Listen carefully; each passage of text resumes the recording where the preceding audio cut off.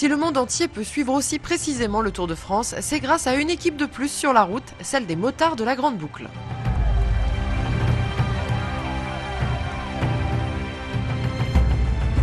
On a la chance d'être dans la course, de pouvoir capter des choses qui vont enrichir les commentaires des commentateurs et qui vont satisfaire les téléspectateurs. Pour moi, c'est comme un concert de rock'n'roll. Il y a un putain d'esprit à avoir. Il faut pas lâcher l'affaire, malgré les conditions. Quand tu es sous la flotte, quand tu es sous la neige. Et ça, j'aime bien, parce que ça devient un challenge.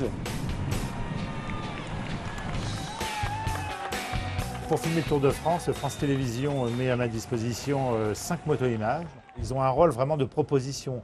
On travaille tous dans la même direction. Il y a un parti pris esthétique qui est qu'on doit filmer la course dans son environnement. Sur la moto 2, moto en preview, fondu sur la moto 2, top. En fait, tous les jours, on écrit notre partition. On n'a pas un scénario, même si à la base, on a des roadbooks, on a des indications, on sait qu'à tel endroit, ça va être plus ou moins dangereux, ou alors ça risque de péter, ou attention, il y a un sprint, ou attention. Enfin, c'est une grosse question de feeling, de sentir un peu comment l'histoire est en train de s'écrire. S'il me dit s'il est en serré, s'il n'est pas en serré, ce qu'il veut faire, si je dis s'il y a une église à droite, il y a beaucoup de public. Plus il y a d'infos, plus mieux est mon travail.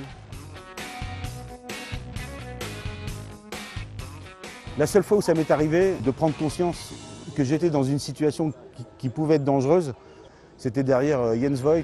On était à 85 à l'heure et le mec se ramasse devant toi, son vélo il explose et lui il est traîné sur 15 mètres et ton pilote, sans qu'il y ait aucun commentaire, il arrive à gérer la chute du mec, l'explosion du vélo, la glissade du coureur. Il finit par l'esquiver mais il a donné un coup de frein, je me souviens même plus qu'il a donné un coup de frein. Si tout se passe bien et comme tout doit bien se passer, le soir, tu rentres quand même et puis tu appelles tes enfants et tu as l'impression d'être un peu miraculé.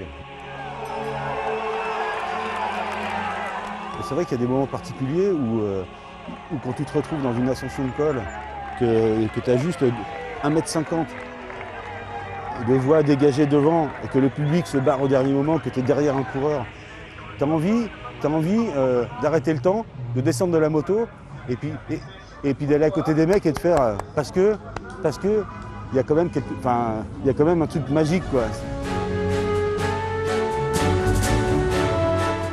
Ça fait 13 ans que je participe à l'aventure.